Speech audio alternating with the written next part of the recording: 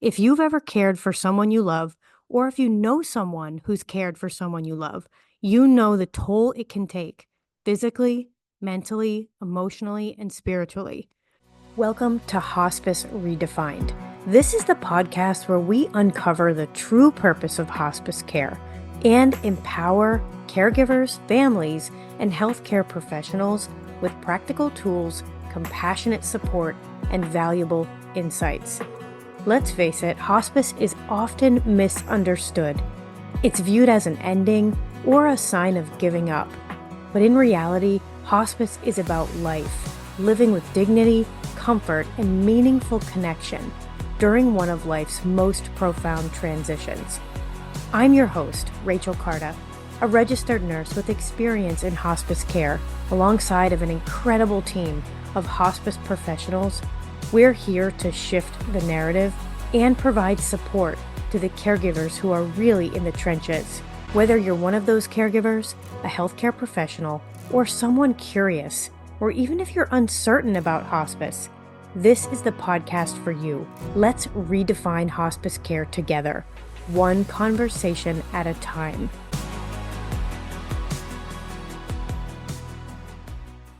Thank you for joining us for another episode of Hospice Redefined. I'm so excited to have here with me John Myers. He is the social worker at Geisinger Hospice, and he brings over 30 years of experience into this field of caring for others in one way or another. I'm excited for you to listen into this conversation because today we're focusing on the roller coaster of emotions that come with caregiving.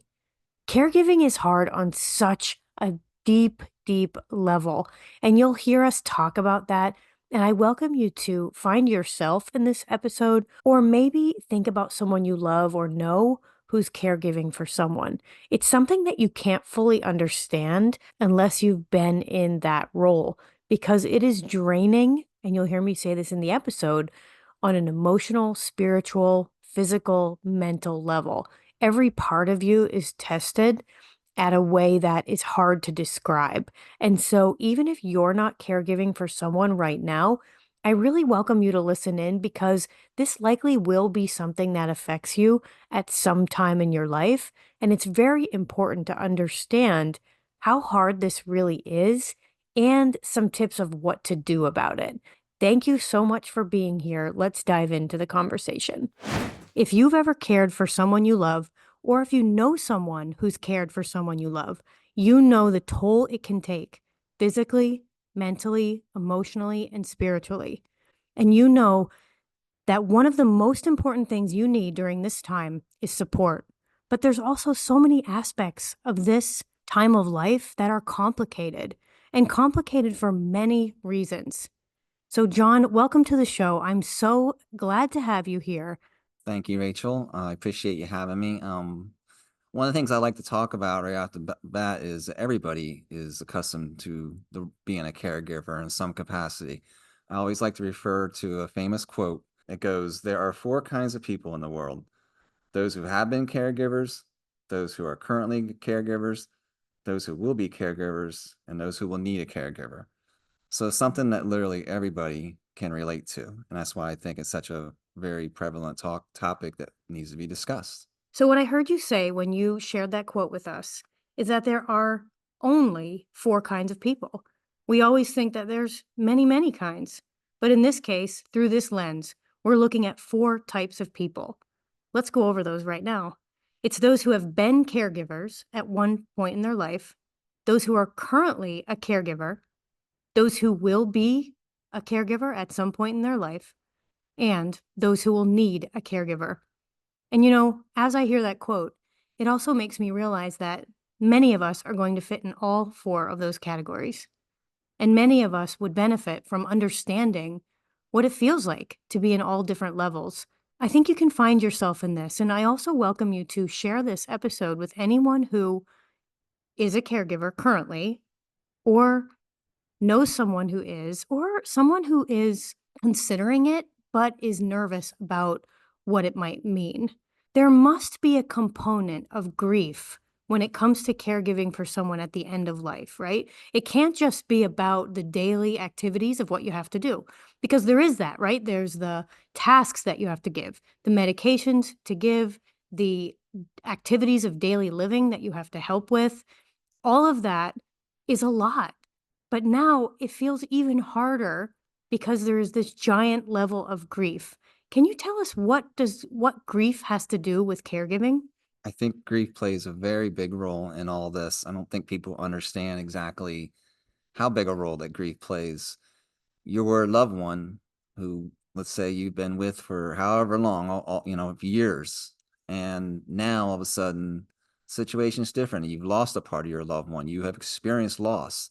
You are experiencing loss, and therefore you're grieving. And so while you're grieving, you're also trying to do all the impossible tasks that is involved with being a caregiver. And it's very, very trying on people because it's also, I would say, it's not just that you're grieving, you're on the early stages of grief. If you look it up, they talk about how there's like 5 stages of grief. And one of the stages is acceptance. And that is something that happens down the line. You are not there yet. That would, of course, be the most favorable stage of grief would be when you reach the level of acceptance. But most people, when they become caregivers, they're somewhere in one of the earlier stages, such as denial or anger. And it's very, very trying because you are trying to balance your feelings of grief with being a caregiver, taking care of your loved one. And it just creates a lot of complicated feelings. That makes so much sense, and I feel like sometimes when caregivers are in this role, sometimes it's for many years, and that compounds so many aspects of the difficulties of caregiving because there's this long-term acknowledgement that this loved one is no longer who they used to be, and there's a grief for the loss of that. I feel emotional even talking about this since I lost my dad not too long ago, and that process was very long, and it's interesting because grief happens and we can have a whole episode just on grief. We need to do that for sure because grief is really complicated and it's strange and it's weird and it can even be beautiful in some ways. And so for today, just to stay on the topic of this emotional roller coaster, know that with the process of caring for someone you love comes grief, whether you realize that or not. And some of the things you're feeling, the emotions, and John, maybe you can share some of the emotions that people feel about that. Yeah, just what I would like to add on that is part of the challenge of being a caregiver as you are going through it. And a lot of people, of course, are caregivers for years and years and years, not just when they get on hospice. A lot of times when someone becomes a patient on hospice, what I find is that the caregiver has advanced in this different stages of grief, and that creates complications as well because they're feeling guilty about some of the feelings they have, that they're come to a level of acceptance and they're tired and they're exhausted, and it's simply because they've been a caregiver for so long. They've been through all these stages of grief and it confuses them, if Mm. that makes sense. Yeah, that makes a lot of sense. The confusion of the different emotions. And I also think having emotions in general sometimes is difficult for people, depending on how you were raised, depending on what type of life you're living. Just being able to express emotion isn't always easy at all. And so, as people are navigating just feeling their own emotions and coping with them in ways that are probably some healthy, some unhealthy, again, a whole other topic. And as these emotions are coming, I believe, and I've seen this with patients, I've seen it with my own family, they can come in an instant, one right after the next. And that's why we talk about the emotions as being a roller coaster. Because in one moment, there could be this intense sadness that feels like you're on the ground. And then in the next moment, there's the guilt of knowing that this will be over at some point and that you don't want to lose your loved one. However, you also are suffering tremendously because of the physical, spiritual, emotional toll that caregiving is bringing. And then in the same moment, there could be an emotion of joy when your loved one who you're caring for suddenly smiles at you or suddenly can communicate when they normally can't. And so this roller coaster takes a lot. And physically, moving through emotions takes a lot of energy. And it can add to the component where caregivers feel exhausted even more because of just the emotional roller coaster. I also want to bring up that some caregivers, because of the long term nature or because of the disease process that's happening with the patient, sometimes it's really hard because there's a lack of appreciation from the patient towards the caregiver. And I think the caregiver can feel even more exhausted because of that, or even angry because of that. John, have you seen that in your work? Yeah, I've seen that a time or two, Rachel. Family dynamics in general, I always tell people how life is complicated, families are complicated, and it sure is not going to be made easier when someone is going through this when they're on hospice care. Lack of appreciation is something I see a lot, though. It's a very, we kind of all adapt roles, which talk about topics. That's another role, another thing we could address at some point. The role of the caregiver. Well, different people have different roles. Like in my own situation, caring for my mother, I have four brothers. We all have our own roles that we kind of embark on when dealing with my mom, and it makes no sense to me when you really look at it. But it's just the way it is, and that's kind of how it is with many families, I feel. And sometimes that creates little hostilities because some people do a whole lot more than others. And I see a lot of times the primary caregiver part of it because they are exhausted, they get very frustrated about the lack, and they feel like they're not getting much appreciation from their family members, even from the patient themselves, which is another topic that comes up quite a bit. Is that your loved one, the patient who is on hospice, often takes his frustrations out on those closest to him. It's just kind of how we're all wired that way. I have unfortunately have done that myself over time, where when you get frustrated, who are you going to take it out on? Those is closest to you. And so they're going to do that to you. You're doing all you can to provide the care, and when that happens, you don't feel appreciated sometimes, and those are all normal feelings to have. And it's so challenging, this whole caregiving thing. Thank you, John. Thank you for sharing that with us. And I think that we, especially if you've gone through this in your family, you have seen this and you see the different roles and you see how people are, family members are approaching things. And we're going to talk in another episode about why some family members don't help as much as you would like them to. We're going to talk about the complications that can come with that. We're also going to be diving into so many more subjects on this. This is the tip of the iceberg, right? So if you are a caregiver or you know someone, I welcome you to continue following this podcast because our goal and our mission is to help you get through this the best that you can. And even to teach you how to find those beautiful moments that are buried in all this hard stuff that you're going through. And so we want to now bring you something that you can really take away from this episode about managing the emotional roller coaster. We want to give you some really tangible solutions to help you when you're feeling this up and down cycle of this caregiving. What I would say, John, and you can correct me if I'm wrong, one of the very first steps that we need to take is to feel whatever is coming up. Even though that is very difficult, to allow that feeling to rise to the top, even if you can't identify what it is, just sitting with it for 10, 15, 30 seconds, whatever you feel like you can handle, and taking a few deep breaths and allowing the feeling to move through you. This has been profound for myself and other clients that I work with. We spend a lifetime pushing down the way we feel for various reasons, and it can lead to a lot of damage down the line. So, the first thing I would say to you, and I want you to have a lot of self compassion as you move through this process, because feeling your feelings is not simple.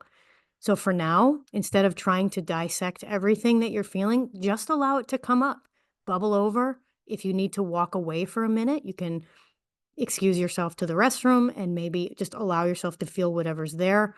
And then you will notice that the feeling often can rise up and move through you within about 90 seconds.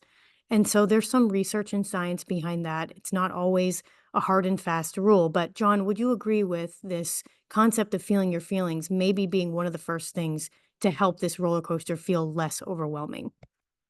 No doubt, absolutely. I preach this all the time that one thing I know for sure is you can't do this on your own, and you can't keep things to yourself. You gotta process your feelings. You gotta turn to your support. You can't keep it in yourself. And one of the ways that John helps people in his circle with this is by having a caregiver support group. This is something that is so beneficial because, again, he said that you can't do this alone. And he is absolutely right. Because when we carry a giant boulder on our back alone, we will fall down to the ground. You need friends, you need professionals, healthcare providers that are helping you, social workers helping you, chaplains if that's what you need, people helping to hold up that boulder so that it doesn't crush you.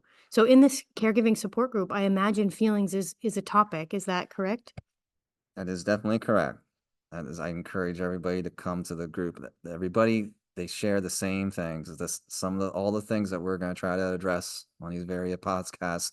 We talk about repeatedly at the support group, and so many people they just love coming to the group because they hear other people talk about things that they can so relate to. It sounds like when you're in a group like that, you feel less alone. No doubt. No doubt. That's what I hear all the time. In fact, that's people will tell me they like to come because they know they that's exactly what it is. They don't feel alone when they come to that group. John, from a social work perspective, tell us how feeling alone can compound a difficult situation, no matter what we're talking about. And you can take this concept with you for any difficult thing you're dealing with. When you feel alone, how does it compound the roller coaster and even the energy drain and everything that happens with dealing with something hard? Well, that's a loaded question, Rachel, for sure. But when you feel alone, that's like we could talk about that forever. How people just have a lot of negative thoughts and negative self-talk when you're alone. If you're not able to bounce it off someone else, you're gonna think the worst. Am I good enough? Can I do this? It's just kind of how this when you're exhausted and all the other burdens of being a caregiver, you feel the weight of all that and it just spirals downhill from there. So that's where the risk of being alone on all this really stems.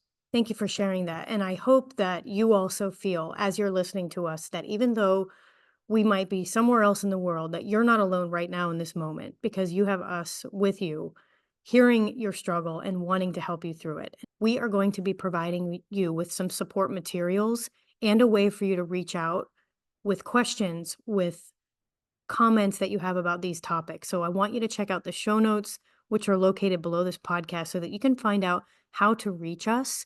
And we want to be here with you in this journey. This is why John works in hospice care as a social worker, why I myself see hospice patients as a nurse. And we have a whole team of people who this is what they actually want to do. People often say to us in our role, how can you work in this field? This is so difficult. How can you do this? And for me, I always say that it's my honor. It's my it's a gift for me to be able to be with people at the end of life in the hardest time that they are going through. So we want to be with you on that journey.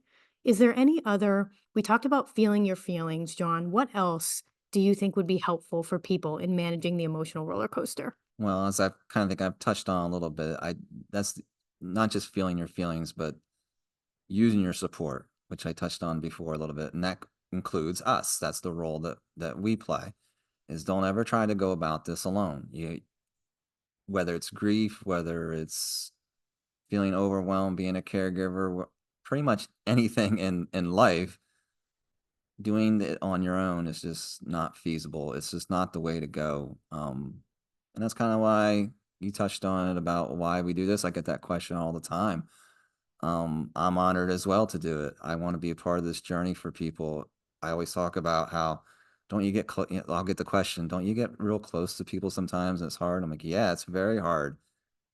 But I also, if I hadn't done this, I never would have met them. I never would have formed these relationships. And that's kind of what I'm doing. And I'm honored to be a part of this and I want to help people along this journey.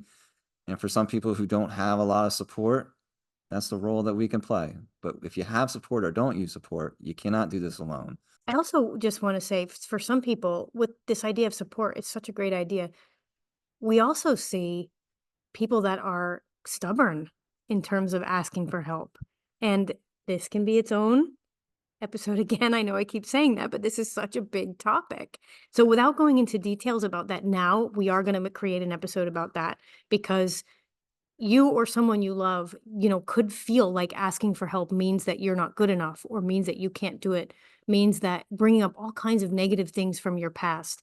But we know from research, from experience, that navigating this part of life alone is really challenging. Yeah, actually, I'll comment on that, Rachel. Being a guy, that's the unique position I have is I'm a guy. So a lot of times I'll talk about this topic with caregivers and the patients themselves. I get a lot of that, especially the male patients. They're often very stubborn and not really wanting to talk about this. And I always will refer to kind of my own background with four brothers and with my father. Emotions were, like talking about feelings, all that kind of stuff. That was not something we did. And I used to think that that's just the way it was, and I shouldn't. But I've come to absolutely believe that it is actually very brave to kind of be open and talk about your feelings a little bit. It's easy to keep things inside and not turn to anybody. The brave thing, the courageous thing is to use your support and to reach out and to talk about what you're really feeling. That's hard to do, and it's important to do that. I love that perspective so much. It is easy to keep it all inside, isn't it? And it's harder to reach out. It's harder to ask for help. It's harder to talk about your feelings. But we also know that if you're in this role right now, you can do hard things. There is no denying that you are capable of doing so much more than you ever thought possible.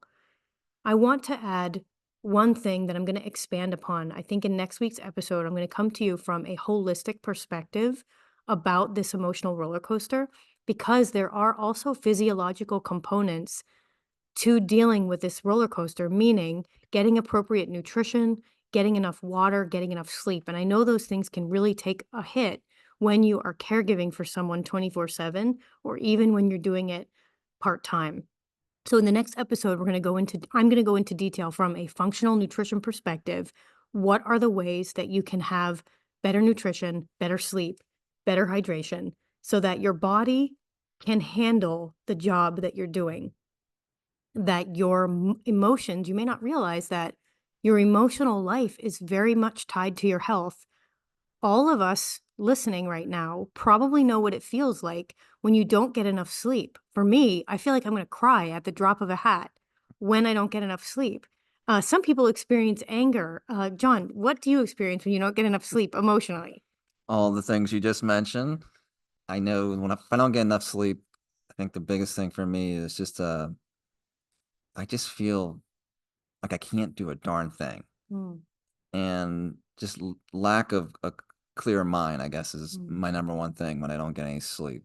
And you got to have a clear mind to deal with all this. That's for sure. Yeah, for sure. And I will go into some detail in the next episode about how to do that because we also are very aware that it's not simple to get 8 hours of sleep when you're caregiving for someone, especially if you're giving them medications around the clock. But there are other ways to get rest, and there are other ways to optimize your nutrition and your hydration that easy ways, let me add that, simple, easy ways where you can make sure that you're doing everything that you can do for yourself. I know that self care takes a back seat when we're caregiving. In fact, it takes a back seat for many people.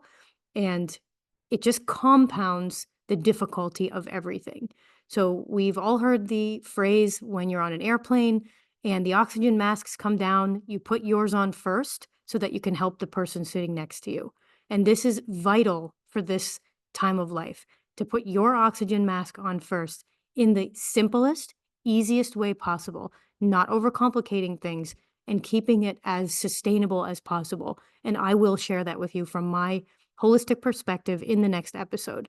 John, is there anything else that you want to share? Any final words that you want to share about this amazing and beautiful job that people are doing as a caregiver and this emotional roller coaster that they might be feeling?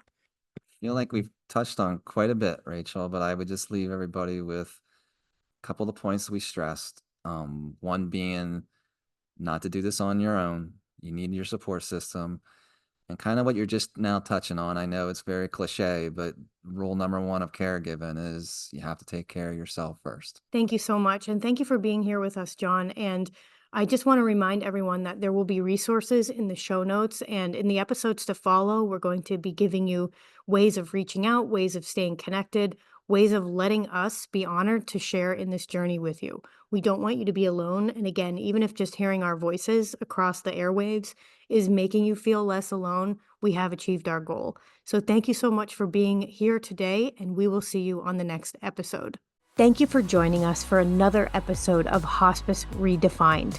We see you, we hear you, and we're so glad that you're a part of this community. Please visit hospiceredefined.com to find our free caregiving guide and to keep updated on all of the latest podcast episodes. If you know someone who's interested in hospice, or maybe they're curious, or maybe there's someone who needs it for their family, please share this episode with them. Thank you for being here, and we'll see you on the next episode.